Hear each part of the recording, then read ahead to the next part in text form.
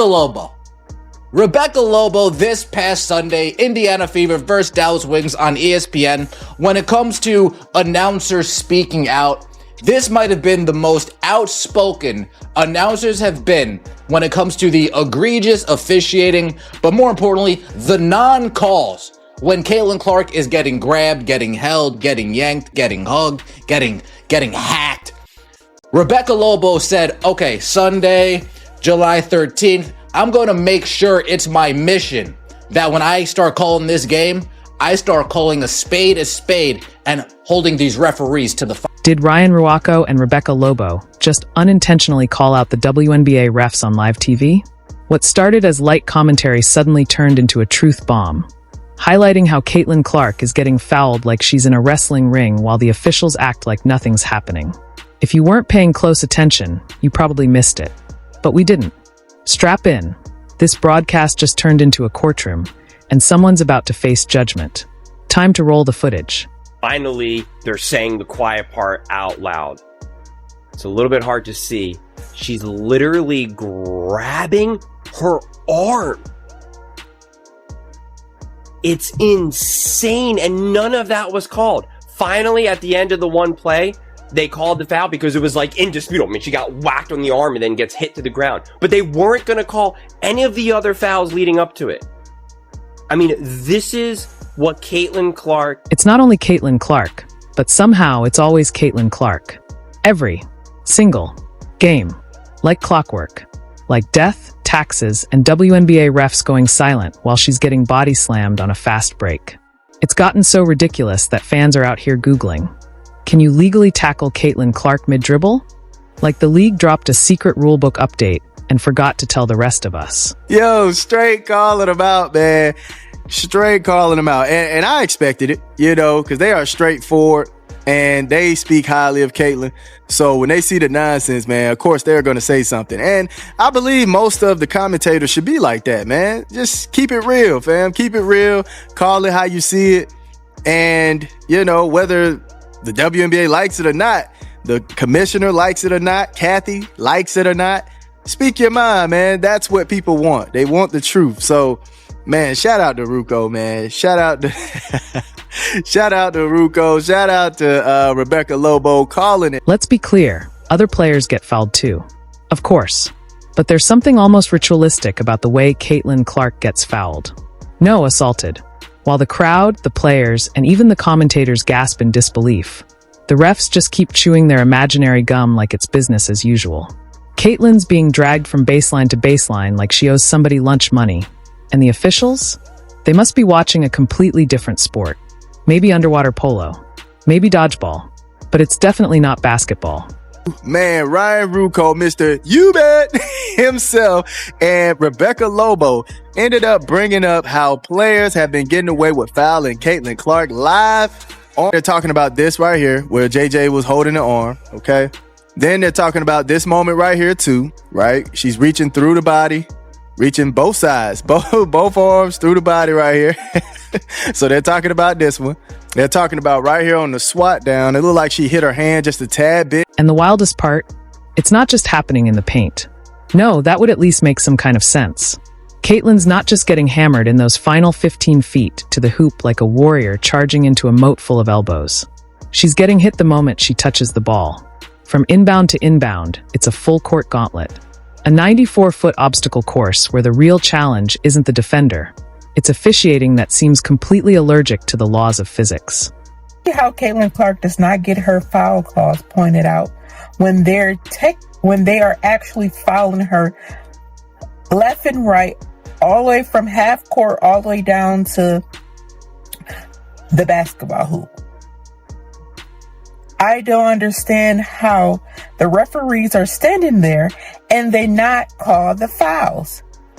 Her coaches have complained. Even Caitlin Clark gets on the referees of not calling the fouls when she knows there's... What makes it truly maddening is the inconsistency. One night, a light hand check is treated like a felony. The next, a forearm to the ribs is praised as great hustle. 1 minute, a wrist tap draws a flagrant 2. The next, Caitlin gets straight up WWE clotheslined, and the ref just locks eyes with the scorer's table like, Hey, did you see a butterfly? Pretty sure I saw one. It's not just confusing, it's full-blown improv theater. Now imagine trying to introduce someone new to the WNBA.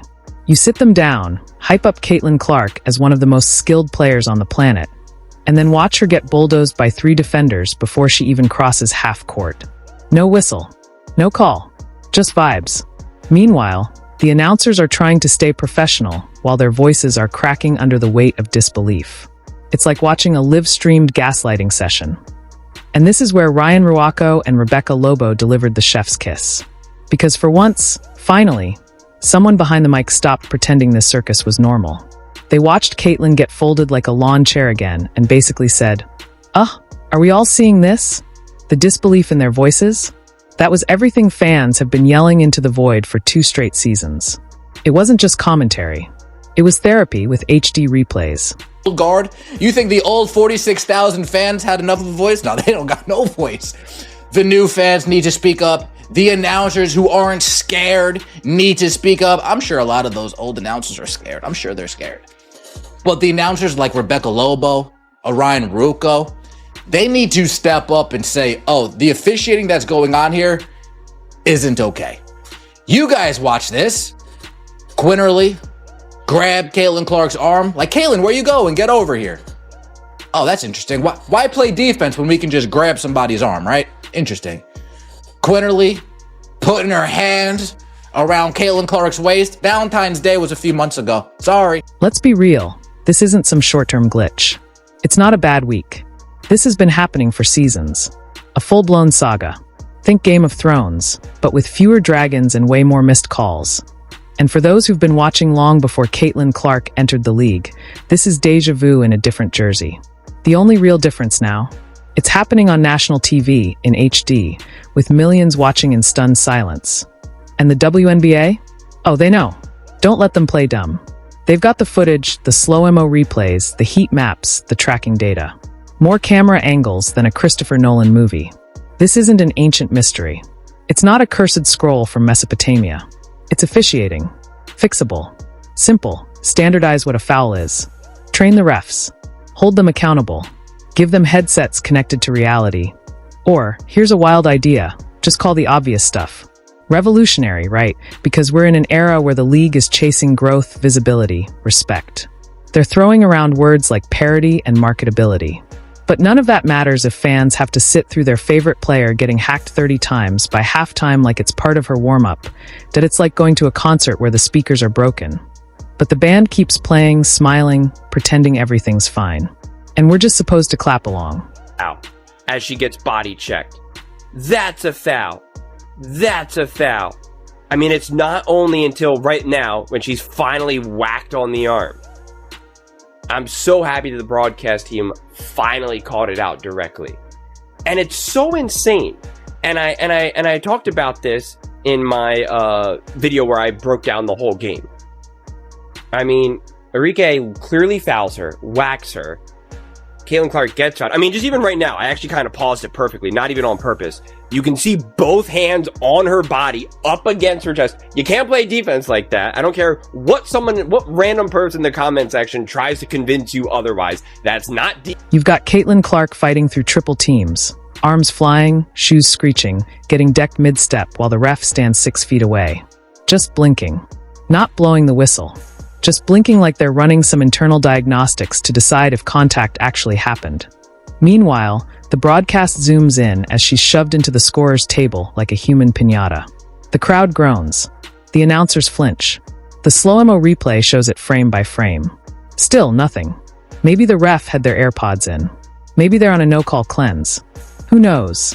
This isn't about giving her special treatment. It's about having basic officiating standards.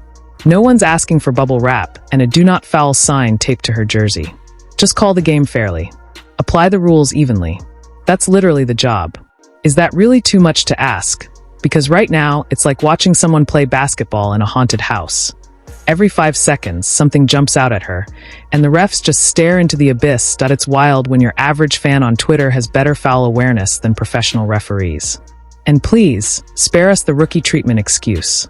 She's not some end-of-the-bench placeholder jogging laps. She's Caitlin Clark, #1 pick. walking billboard. The reason half the league's arenas suddenly have waiting lists. And yet, she gets officiated like someone who snuck onto the court wearing a fake jersey, and the refs don't want to blow their cover. Caitlin Clark does not have a special whistle in the WNBA, unlike some other players. Asia Wilson. Every time you touch Asia Wilson, she's going through the free throw line. And the announcers definitely will say she's one player that gets a lot of fouls called on her, and she goes to that free throw line. Breanna Stewart, she gets a lot of foul call. You touch her,